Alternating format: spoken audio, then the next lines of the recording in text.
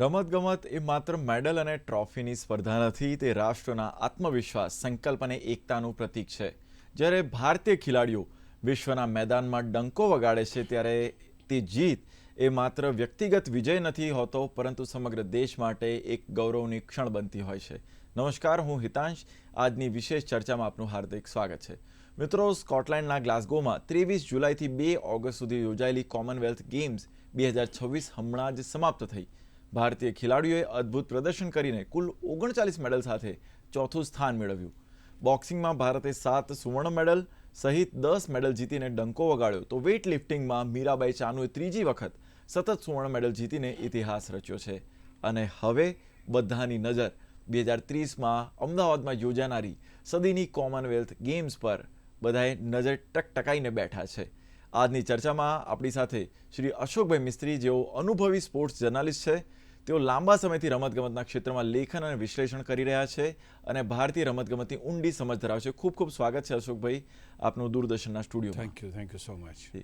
સૌથી પહેલાં અશોકભાઈ એ જાણીએ કે કોમનવેલ્થ ગેમ્સ 2026માં ભારતે જે 39 મેડલ સાથે ચોથું સ્થાન મેળવ્યા, પ્રદર્શનને તમે કઈ રીતના જુઓ છો? સૌથી મહત્ત્વની વાત એ છે કે 2022નો જ્યારે કોમનવેલ્થ ગેમ્સ થયો તે વખતે ભારતે ચોથું સ્થાન મેળવ્યું હતું. અને તે વખતે ભારતની કોર રમતો એટલે રેસલિંગ છે, શૂટિંગ છે, એ બધી રમતો હતી.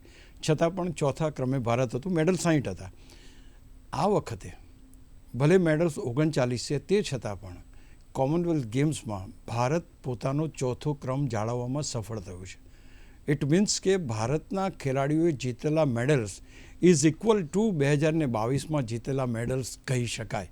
કારણ કે જ્યારે તમે રેસમાં હો તો પહેલું, બીજું, ત્રીજું, ચોથું સ્થાન ખૂબ મહત્ત્વનું હોય છે. 2010માં ભારતે 101 મેડલ જીત્યા હતા, 101 મેડલ્સ.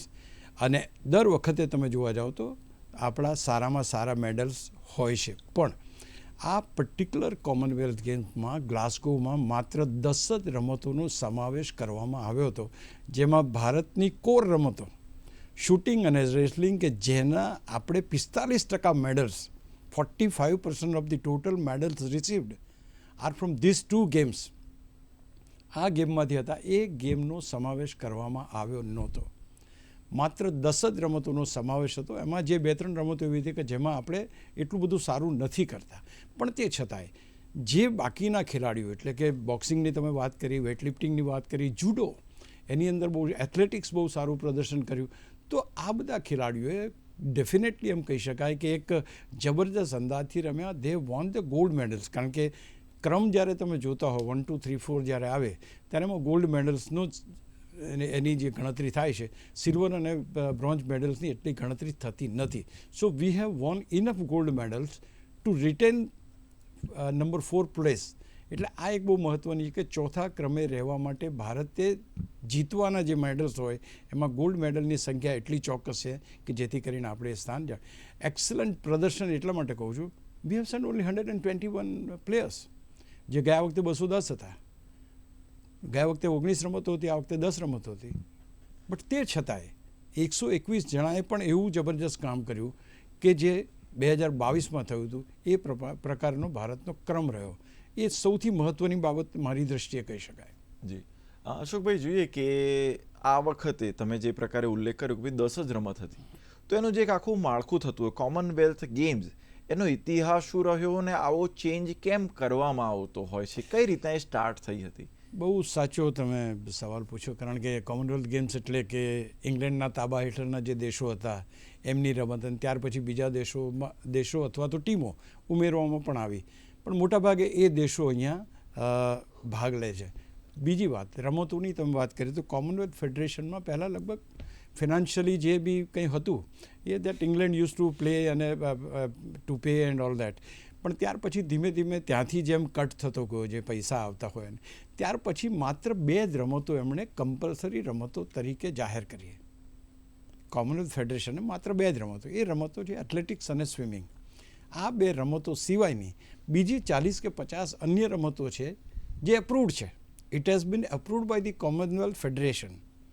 અને એ રમતોમાંથી તમે તમારી પ્રમાણે, તમારા ઇન્ફ્રાસ્ટ્રક્ચર પ્રમાણે, તમારી પાસે ફિનાન્શિયલ કેટલી અવેલેબિલિટી છે ફંડ્સની, એના પ્રમાણે તમારે કઈ ગેમમાં પારંગત છો તમે એ પ્રમાણે એ રીતે તમે 10 ગેમ આ પર્ટિક્યુલર જે કોમનવેલ્થ ગેમ છે એમાં એ કરવામાં આવી.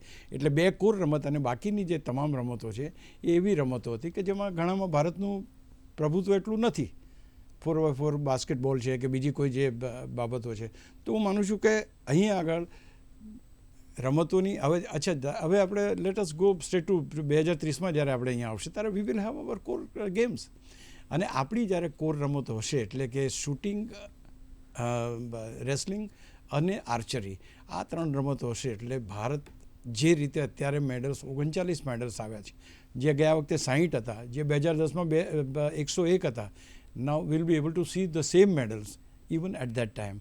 તો અહીંયા બહુ જ મહત્ત્વનું એ છે કે કઈ રમતો બીજો દેશ સિલેક્ટ કરે છે.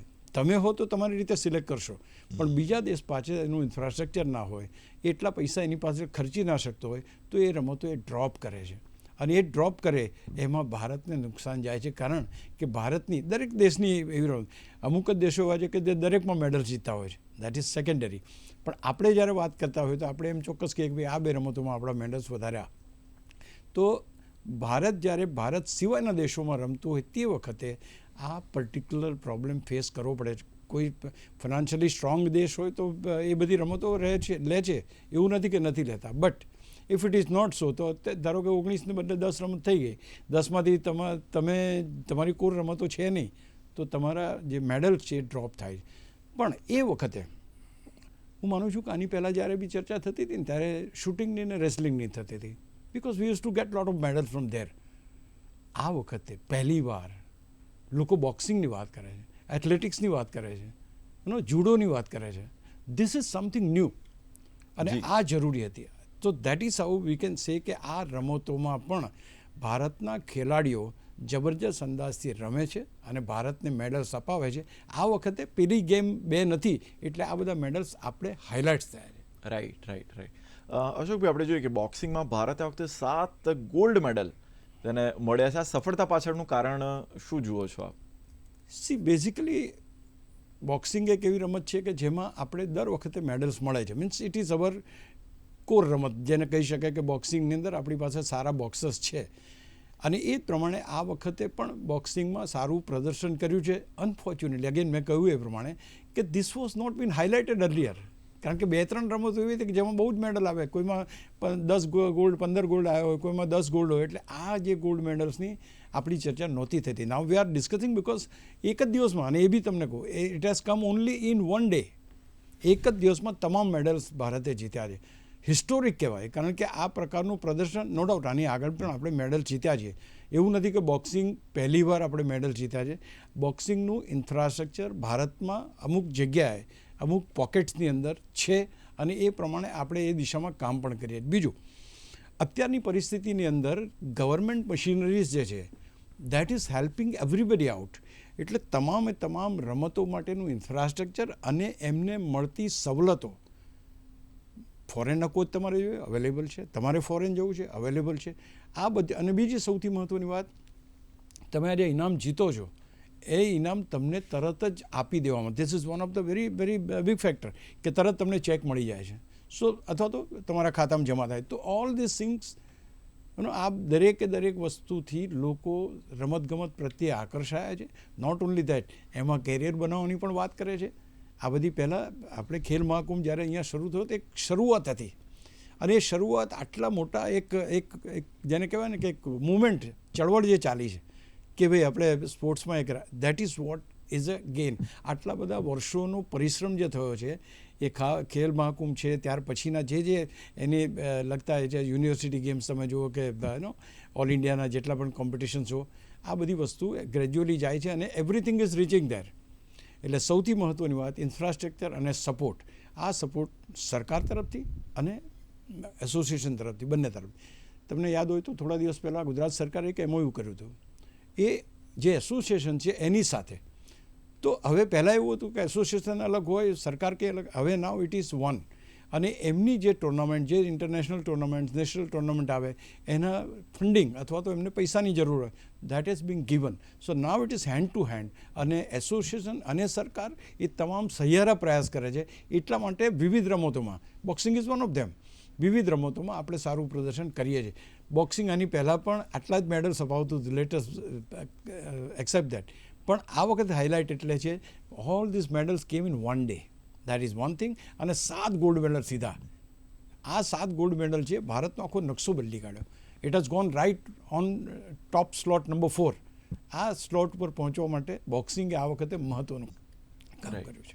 અશોકભાઈ, આપણે જોઈએ કે જુડોની અંદર પણ ભારતે પહેલી વાર ગોલ્ડ મેડલ જીત્યો છે. આ નવી શરૂઆત કેટલી મહત્વની? દરેકે દરેક રમતની શરૂઆત થાય છે, એને કેવી રીતે તમે હાઇલાઇટ કરો છો, કેટલું એને પ્રોત્સાહન આપો છો, કેટલું એની પાછળ તમે મહેનત કરો છો. મેં તમને કહ્યું એ પ્રમાણે કે આજે જે સુવિધાઓ ઉપલબ્ધ છે એમાં જે કોઈ રમતો, એના સ્ક્રિપ્ટની અંદર જેટલી રમતો આવતી હોય દરેકમાં હવે તૈયારીઓ શરૂ થઈ ગઈ છે. પહેલાં આપણે એવું નહોતું કરતા. આપણી 2-3 રમતો છે તેના જ ખેલાડીઓ તૈયાર કરી અને એમાં આપણે મેડલ જીતીએ. Now it is not so. લિસ્ટમાં 25 રમતો છે તો 25 રમતોના તમારી પાસે પ્લેયર્સ છે. એ રમતો કોમનવેલ્થ ગેમ્સના જે દેશ છે એ દેશે સિલેક્ટ કરી હોય તો તમને એમાં મેડલ્સ મળે. I think it is a beginning has been done. અને આ વખતના કોમનવેલ્થ ગેમ્સની મોટામાં મોટી ખાસિયત છે કે આ બધી રમતોને હાઇલાઇટ કરો છો. Today you are asking me question for judo. પહેલાં આવું નહોતું. પહેલાં રેસલિંગને એની જ વાત થતી હતી. સો ધીસ ઇઝ વોટ કે તમે આજે ચર્ચા કરતા થયા છો, તમે પ્રોત્સાહન આપતા થયા છો, તમે એ લોકોની પાછળ ખર્ચો કરો છો, એ લોકોને કહો છો કે તમે ઓકે લીવ એવરીથિંગ. તમે સાહેબ ગવર્મેન્ટની અમુક સ્કીમો છે, યુ વિલ બી સરપ્રાઇઝ કે તમે ખેલાડી તૈયાર કરવા માટે જે ઇન્ફ્રાસ્ટ્રક્ચર જોઈએ છે, ભણવાનું પણ મળશે, ત્યાં હોસ્ટેલ પણ છે, રહેવાનું પણ ત્યાં છે. I have visited most of the hostels and everything.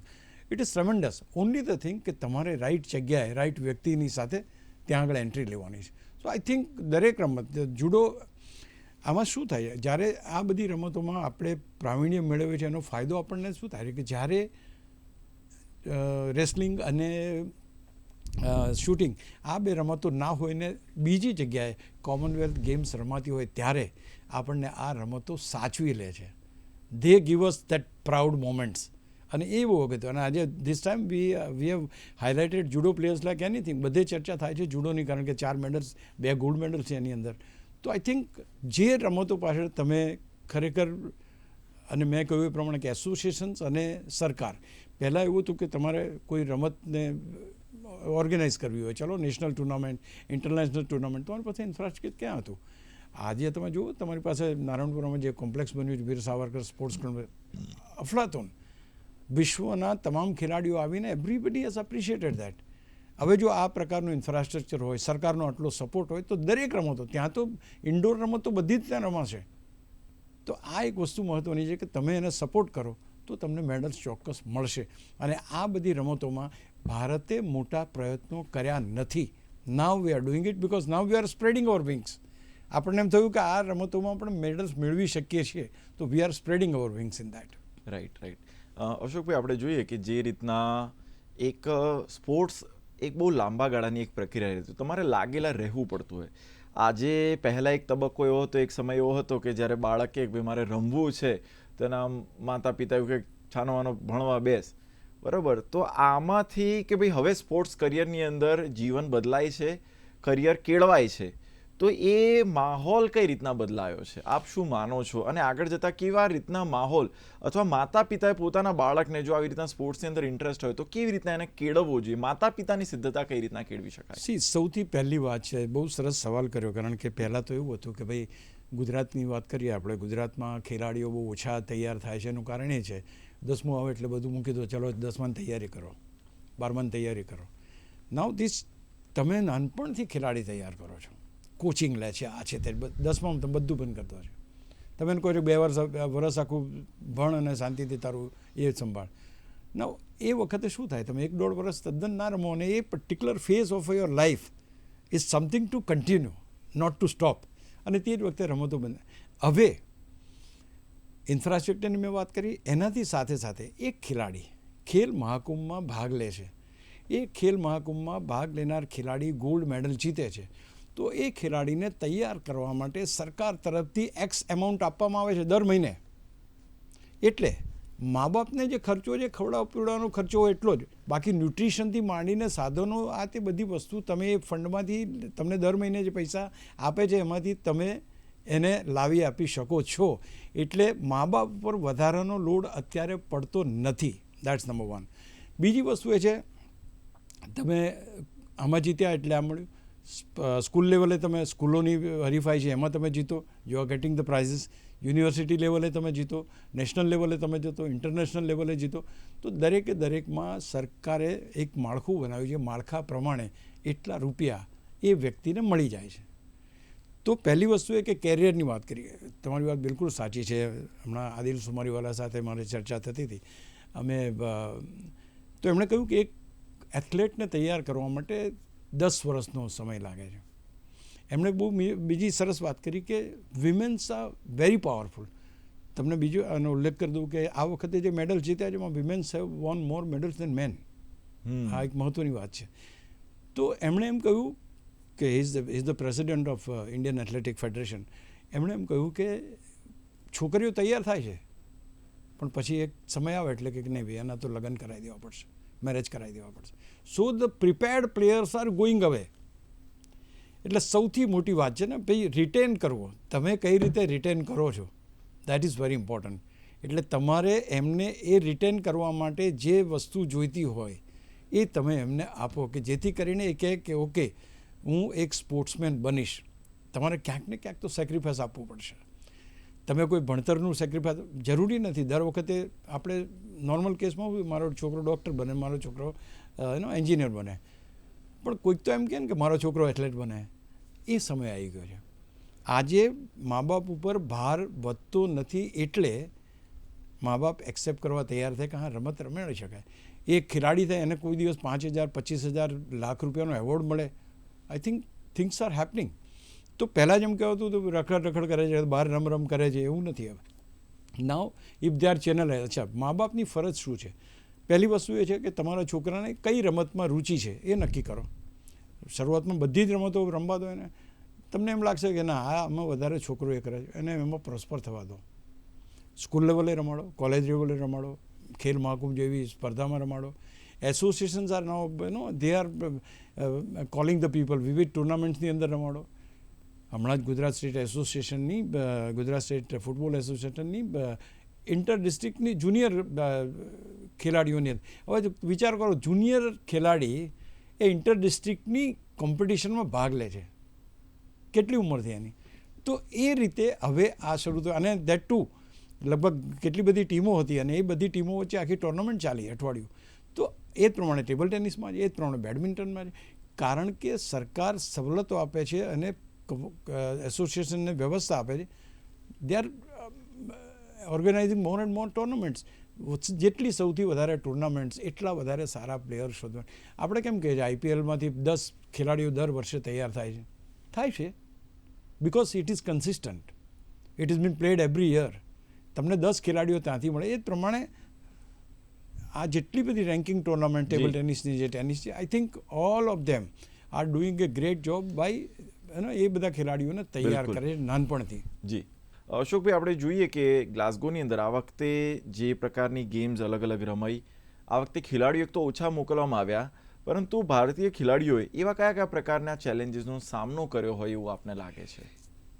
Challenges કરતાં આ વાત શું થાય? ચેલેન્જીસ તો જે ખેલાડીઓ ક્વોલિફાય થયા હોય, there are various tournaments are being played, અને એ વિવિધ ટુર્નામેન્ટ્સમાંથી જે એના કેટેગરી હોય અથવા ક્રાઇટેરિયા હોય એ પ્રમાણે સિલેક્ટ થઈને એ લોકો ત્યાં ગયા છે. એટલે બીજી કોઈ એ રીતે ચેલેન્જ, હા ચેલેન્જ એ છે કે when you missing it 3 gold medal, silver, bronze, અને એમાંથી પછી જે ચોથા ક્રમે જે ખેલાડીઓ આવે અથવા તો આપણે એટલું ન કરી શકીએ ત્યારે દુઃખ ચોક્કસ થાય.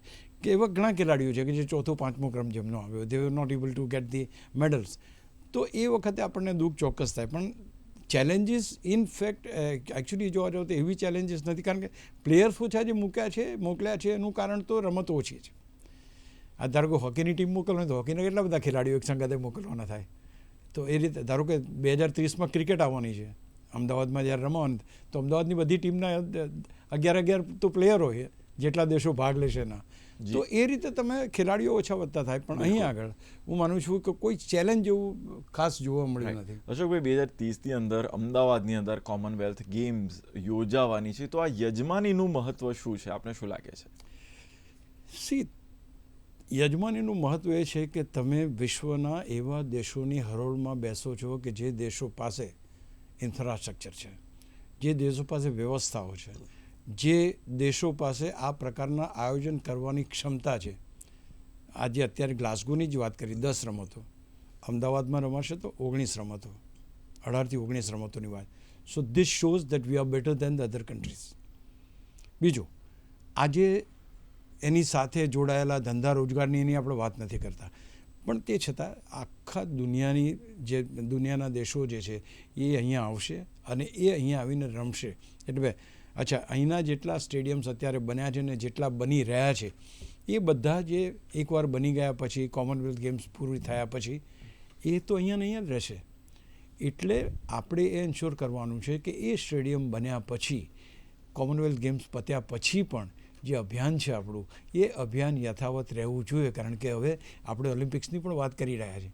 એટલે આ જે ફ્યુચર જે છે that is getting better and better, કે તમને સવલતો મળી રહી છે, ઇન્ટરનેશનલ કક્ષાના સ્ટેડિયમ તમારી પાસે છે, ઇન્ફ્રાસ્ટ્રક્ચર છે, ખેલાડીઓને આવવું ત્યાં આગળ રમવું અથવા તો એન્ટ્રી મળવી કોઈ તકલીફ નથી. તો આ રીતે કરવામાં તમારી જે રમત છે એ વધશે, સ્વાભાવિક છે. અને એ જ પ્રમાણે જોવા જઈએ તો જેમ 2030ની આપણે વાત કરી છે, આ તો બધું વધશે, ઇન્ફ્રાસ્ટ્રક્ચર વધશે, એની સાથે સાથે જે અચ્છા સૌથી મહત્ત્વની વાત, જે બાળકો સ્કૂલમાં છે, જે બાળકો રમતમાં એટલી રુચિ નથી ધરાવતા, એમના મા બાપ એટલી રુચિ નથી ધરાવતા, ઘર આંગણે આટલો મોટો ઇવેન્ટ આવે એટલે સ્વાભાવિક રીતે જે આખો જે જુવાળ ચાલ્યો છે કે સ્પોર્ટ્સ કલ્ચર બનાવવાની જે વાત ચાલી રહી છે, એ જે છે એ અત્યારે બની રહ્યું છે. અને એ સ્પોર્ટ્સ કલ્ચર જે વિકસી રહ્યું છે એ ભારતને વર્ષો સુધી કામમાં લાગશે. So that is also yet an another big thing which is. એટલે 2030માં રમતો વધશે, એમાં રેસલિંગ આવી જશે આપણું, પછી આપણું જે મહત્ત્વની રમતો શૂટિંગ આવી જશે, પછી બાકીની રમતો જે છે એ આવશે, ક્રિકેટ પણ આવવાનું છે, આર્ચરી આવી જશે. એવી રમતો કે જેમાં ભારત વિશ્વ ફલક ઉપર ડંકો વગાડે છે એવી રમતો કોમનવેલ્થમાં આવશે. We are very good at world level. બીજી બધી ટુર્નામેન્ટમાં we are doing very well. તો એ રમતો કોમનવેલ્થમાં જ્યારે તમે રમાડશો તો એમાં પણ મેડલ્સ મળશે, અને that is what is required. જેટલા મેડલ્સ તમે રમતમાં વધારે આવે છે એટલી જ રમતો પ્રત્યે લોકોની રુચિ અને એમાં પાર્ટિસિપેટ કરવાની જે ક્ષમતા છે એ વધતી હોય છે. બિલકુલ. અશોકભાઈ, અંતિમ પ્રશ્ન, અમારા જે દર્શકો છે એ પોતાના મનને કઈ રીતના તૈયાર કરે આ સંપૂર્ણ સ્પોર્ટ્સ માટે, એ માટે આપનો મેસેજ છે ટૂંકમાં. પહેલી વસ્તુ તો છે કે સ્પોર્ટ્સ જે છે ઇટ્સ એ હાર્ડ વર્ક. એક દિવસમાં કંઈ નહીં થાય.